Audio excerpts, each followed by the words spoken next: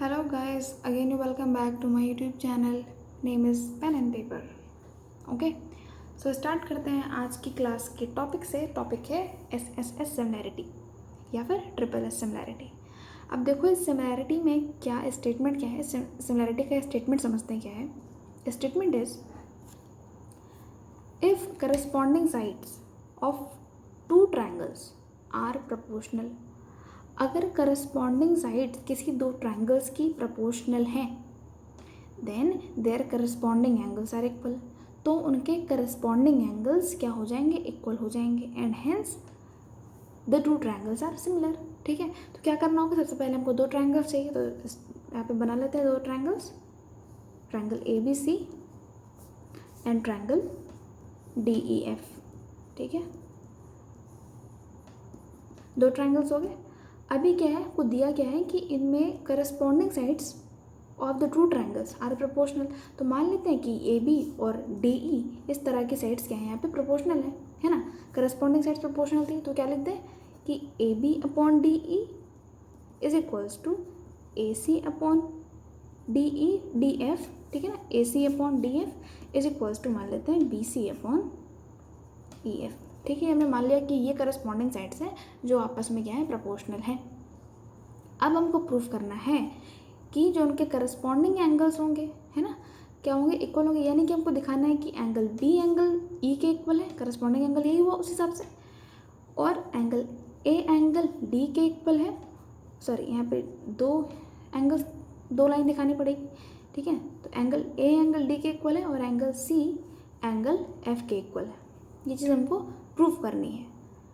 Hence साथ ही साथ ये भी दिखा देना है hence the triangles are similar, इसीलिए ट्रायंगल सिमिलर हो जाएगा. ओके, सो स्टार्ट करते हैं प्रूविंग से. सो प्रूविंग में सबसे पहले क्या दिया है, that triangle ABC and triangle DEF in which this thing is occurring. है ना, क्या हो रहा है कि ये दोनों ट्रायंगल्स थे और इस ट्रायंगल में उनकी जो करस्पॉन्डिंग साइड्स है वो प्रोपोर्शनल हो रही. तो हमने वो क्या लिख दिया, गिवन सेक्शन के अंदर लिख दिया. ठीक है, ये हो गया हमारा गिवन. अब प्रूफ क्या करना है कि ट्रायंगल ABC ट्रायंगल DEF के इक्वल है ना. या फिर आप ये भी लिख सकते हो कि इनके जो करस्पॉन्डिंग साइड्स हैं यहाँ पे इक्वल होंगे, ये भी हमको प्रूफ करना है. ओके, सो ये हमने लिख दिया कि ट्रायंगल ABC ट्रायंगल DEF के सिमिलर हमको क्या करना है, प्रूफ करना है. अब बात करते हैं कंस्ट्रक्ट की, हमको कंस्ट्रक्ट क्या करना होगा. देखो सबसे पहले तो let us take triangle ABC and triangle DEF such that AB upon DE BC upon EF AC upon DF. ये चीज़ जो हमने यहाँ लिखी वही चीज़ हमने यहाँ पे एज इट इज़ लिख दी. इसको इस तरह से माना कि ये जो पूरी की पूरी जो डिजिट है, पूरी की पूरी जो क्वांटिटी है वो एक से छोटी है. अब देखो ये दोनों तो बराबर होंगे, ये सब मतलब ये क्वांटिटी ये तीनों ही आपस में बराबर है.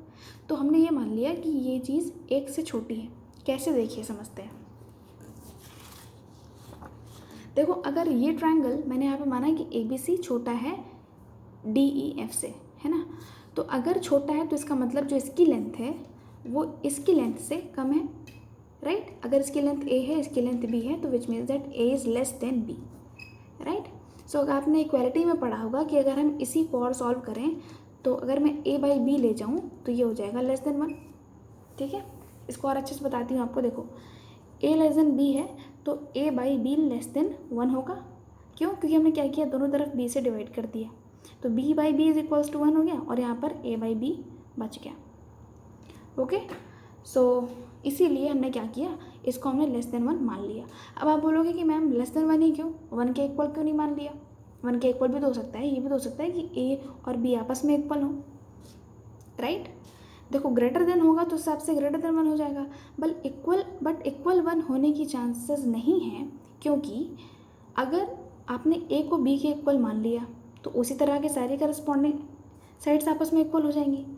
तो बाई SSS कॉन्ग्रुएंस रूल आपका ये दोनों ट्रायंगल्स क्या हो जाएंगे, कॉन्ग्रुएंट हो जाएंगे, है ना. बट हमको प्रूफ क्या करना है कि ये ट्रायंगल क्या है, आपस में सिमिलर है. तो इसीलिए हमको A और B को या तो A छोटा होना चाहिए या तो B छोटा होना चाहिए, कुछ इस तरह का मानना पड़ेगा. यानी कि डेफिनेटली एक ट्रायंगल छोटा होगा और एक ट्रायंगल बड़ा होगा. अदरवाइज अगर इक्वल है तो फिर SSS कॉन्ग्रुएंस रूल से आपस में वो दोनों कॉन्ग्रुएंट ट्रायंगल्स हो जाएंगे, जो कि हमारा केस ही नहीं है ना। हमको क्या प्रूफ करना है कि दोनों ही ट्रायंगल सिमिलर है। ओके, सो स्टार्ट करते हैं आगे से। सो हमने कंस्ट्रक्ट क्या किया, let us take triangle ABC and triangle DEF such that कि इस तरह की कंडीशन होल्ड हो रही है। और फिर हमने क्या किया, एक चीज़ और यहाँ पे ध्यान दीजिए कि दोनों ही जो ट्रायंगल्स हैं ABC और DEF में, इस DE साइड पर, ट्रायंगल DEF वाले ट्रायंगल में साइड DE पर हमने कोई पॉइंट P मान लिया। और वो पॉइंट हम कैसे डिसाइड करेंगे, इन दोनों ही ट्रायंगल्स, इस साइड की आप लेंथ मेज़र करिए, ठीक है। सपोज इसकी लेंथ अगर A है, क्वांटिटी में अगर एग्जांपल हो, सपोज इसकी लेंथ क्या है 5 है एग्जांपल के अकॉर्डिंग, तो इसकी जो DP की लेंथ है वो भी आप क्या करेंगे 5 मेज़र करेंगे। यानी कि आपने AB के हिसाब से DP यहाँ पर कंस्ट्रक्ट कर दिया है, ठीक है। फिर इसी तरह यहाँ पे हमने Q कंस्ट्रक्ट कर दिया, किसके अकॉर्डिंग, AC के अकॉर्डिंग। यानी कि DP इक्वल है AB के और AC इक्वल है DQ के, राइट। बट BC और PQ हमको नहीं पता कि इक्वल है कि नहीं है। हमें क्या करना है, कंस्ट्रक्ट में बस यहाँ पर पॉइंट P मेज़र करना है और पॉइंट Q यहाँ पर लिखना है, और साथ ही साथ क्या कर देना है, इसको बस ज्वाइन कर देना है, ठीक है। तो हमें क्या चीज़ अभी कंफर्म नहीं है कि जो साइड BC है वो यहाँ पर PQ लाइन के इक्वल है कि नहीं, ठीक है। सो आगे बढ़ते हैं, कंस्ट्रक्शन यहाँ तक हो गया, आगे बढ़ते हैं प्रूफ में।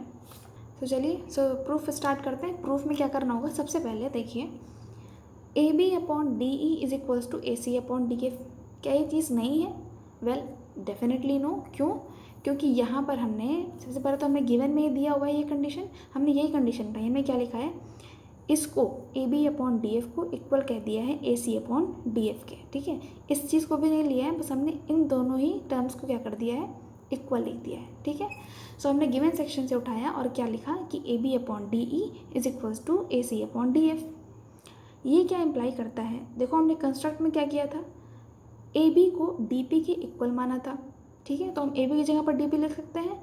सिमिलरली AC को DQ के इक्वल माना था, तो हम यहाँ पर AC is equals to DQ लिख सकते हैं और नीचे की क्वांटिटीज़ एज इट इज लिख देंगे, right, which means that DP upon DE is equals to DQ upon DF।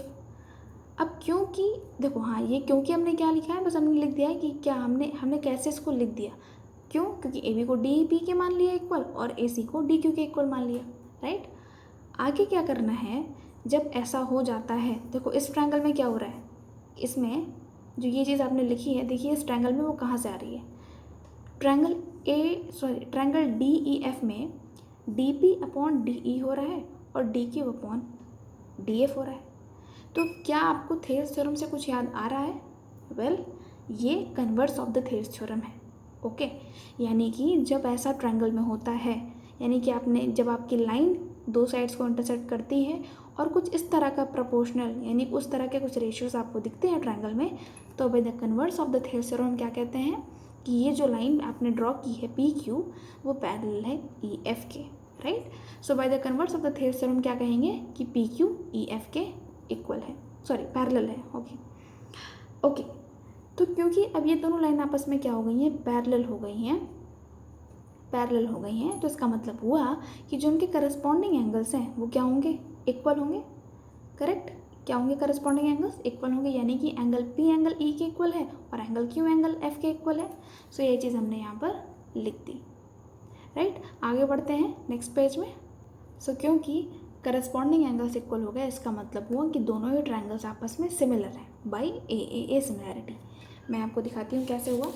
देखो इस ट्रायंगल में एंगल P एंगल E के इक्वल हुआ, angle P angle Q angle F के इक्वल हुआ। इसका मतलब कि ये ट्रायंगल और ये ट्रायंगल आपस में सिमिलर हो गया बाई AAA सिमिलैरिटी, राइट। अब देखो हमारा प्रूफ कैसे कैसे आगे बढ़ रहा है। ये वाला जो ट्रायंगल है, छोटा वाला ट्रायंगल जो है, वो बड़े वाले ट्रायंगल के सिमिलर हो गया है। अभी हम क्या कर दें, अगर बस इतना दिखा दें कि जो ट्रायंगल DPQ है वो ट्रायंगल ABC के कॉन्ग्रुएंट है, यानी कि ये दोनों ट्रायंगल अलग अलग नहीं, एग्जैक्ट सेम शेप और सेम साइज़ में हैं। तो इसका मतलब हम ये कह सकते हैं कि क्योंकि बड़ा वाला ट्रायंगल DEF इस DPQ के सिमिलर है और DPQ एग्जैक्ट इसके इक्वल है, तो इसका मतलब ये दोनों ट्रायंगल्स आपस में क्या हैं, सिमिलर हैं।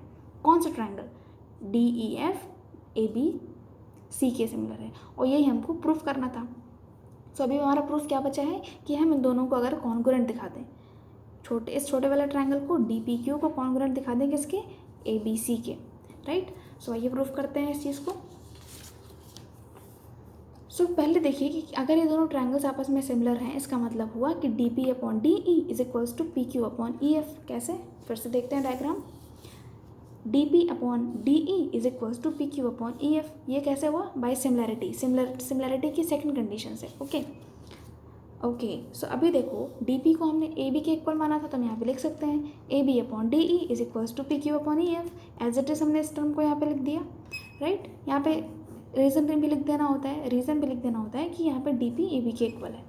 ओके, बट अभी आप थोड़ा सा ध्यान दो कि A B upon D E equal है B C upon E F के, ये हमको दिया हुआ है, गिवन सेक्शन की बात करूँ, ठीक है। सो अगर A B upon D B C upon E F के अगर इक्वल दिया है, और हमने अभी यहाँ पर क्या किया ऊपर इक्वेशन 1 में कि A B upon D P Q upon E F के इक्वल है, इसका मतलब इक्वेट करेंगे तो ये दोनों टर्म्स आपस में इक्वल हो जाएंगे, ठीक है। सो इक्वेट करने पर हमको क्या मिलता है कि ये दोनों टर्म्स आपस में इक्वल हैं। इसका मतलब हुआ बिकॉज ये दोनों टर्म्स तो एग्जैक्ट, ये दोनों जो क्वांटिटी है वो तो एग्जैक्ट है, सेम है, ई एफ, तो इसका मतलब पी क्यू और बी सी भी इक्वल हैं। क्यों, क्योंकि इन दोनों के रेशियोज आपस में इक्वल हैं। ओके, सो अभी देखो क्या हमने प्रूफ किया कि बी सी पी क्यू के इक्वल है। ये चीज़ बी सी, जो बी सी है वो पी क्यू के इक्वल है। मैंने स्टार्टिंग में क्या बोला था कि हमको अभी तक नहीं पता था कि बी सी पी क्यू के इक्वल है या नहीं है, बट प्रोसीड करने पर, अपने स्टेप्स को बढ़ाने पर हमें क्या पता चला कि बी सी पी क्यू के इक्वल है, राइट। सो अभी देखो बाई ए कॉन्ग्रुएंट रूल हम क्या कहेंगे कि ये दोनों ट्रायंगल्स आपस में कॉन्ग्रुएंट है। ओके, सो यानी कि A B is equals to D P, A C is equals to D Q and D C is equals to P Q. तो इसका मतलब by S S S congruent rule हम कहेंगे कि ये दोनों ट्रायंगल्स आपस में कॉन्ग्रुएंट है। कॉन्ग्रुएंट मतलब एग्जैक्ट है, आइडेंटिकल है। ओके, सो अगर कॉन्ग्रुएंट हो जाते हैं इसका मतलब इनकी हर एक चीज़, शेप, साइज, एंगल्स, वो सारी चीज़ें क्या है, इक्वल है। तो इसका मतलब हुआ एंगल डी एंगल ए के इक्वल है, ठीक है। कैसे, देखिए एंगल डी, ये वाला एंगल ए के इक्वल है। क्यों, क्योंकि ये ट्रायंगल आपस में कॉन्ग्रुएंट है, right. So angle D angle A के इक्वल है, ये एंगल्स भी आपस में इक्वल है। कौन कौन से, B P Q, B P Q, देखो बी पी के इक्वल है, क्यों कि कॉन्ग्रुएंट है, और पी क्यू के इक्वल इसलिए है क्योंकि करस्पॉन्डिंग है। इसका मतलब ये तीनों ही एंगल्स आपस में क्या हुए, इक्वल हो गए, राइट। सिमिलरली हम कह सकते हैं कि सी क्यू एफ एंगल्स आपस में क्या है, इक्वल है। सो अगर हम इन सारे एंगल्स को अगर समराइज करें तो हम क्या लिख सकते हैं, एंगल ए एंगल डी के इक्वल है, एंगल बी एंगल ई के इक्वल है, और एंगल सी एंगल एफ के इक्वल है, ठीक है। हमने क्या यहाँ पर मिस कर दिया, मतलब क्या यहाँ पर हमने नहीं लिया एंगल पी और एंगल क्यू, बिकॉज हमको इसका यूज़ नहीं था। कैसे, देखते हैं। सबसे पहले देखिए हमने स्टार्टिंग में क्या किया था, दोनों ट्रायंगल्स ड्रॉ किए थे। मैं इसको फिर से एक बार फेयर वर्क में आपको दिखाती हूँ करके। ये है ए बी सी और ये है डी ई एफ। हमें क्या करना था, इन दोनों को सिमिलर दिखाना था, राइट। अभी क्या हो रहा है, एंगल ए एंगल डी के इक्वल हो जा रहा है, एंगल बी एंगल ई के इक्वल हो जा रहा है, एंगल सी एंगल एफ के इक्वल हो जा रहा है ना। और स्टार्टिंग में हमको दिया क्या हुआ था अपने स्टेटमेंट में कि जो उनके करस्पॉन्डिंग साइड्स हैं वो ऑलरेडी क्या है, प्रोपोर्शनल है ना। और अभी हमने क्या प्रूव कर लिया कि दोनों ट्रायंगल के करस्पॉन्डिंग एंगल्स इक्वल भी हैं। तो सिमिलैरिटी की दो कंडीशंस होती हैं, पॉलीगन में हमने पढ़ रखा है कि सिमिलैरिटी की दो कंडीशंस होती हैं। पहली कंडीशन कि करस्पॉन्डिंग एंगल्स इक्वल होते हैं, जो कि हमने यहाँ पे प्रूव कर लिया है। दूसरी कंडीशन कि करस्पॉन्डिंग साइड्स आपस में क्या होती हैं, प्रोपोर्शनल होती हैं, जो कि हमको दिया हुआ था। यानी कि दोनों ही कंडीशंस हमको मिल चुकी हैं फॉर द सिमिलैरिटी, ठीक है। सो हैंस हम कह सकते हैं कि ये दोनों ट्रायंगल्स फाइनली सिमिलर हैं। ओके, सो यहाँ पर हमने यहाँ पे क्या कर दिया, लिख दिया कि triangle A B C triangle D E F के सिमिलर है। ओके, सो आई होप आपको ये पूरा का पूरा प्रूफ अच्छे से समझ में आ गया होगा। अगर आया तो बहुत अच्छी बात है। और so thank you very much.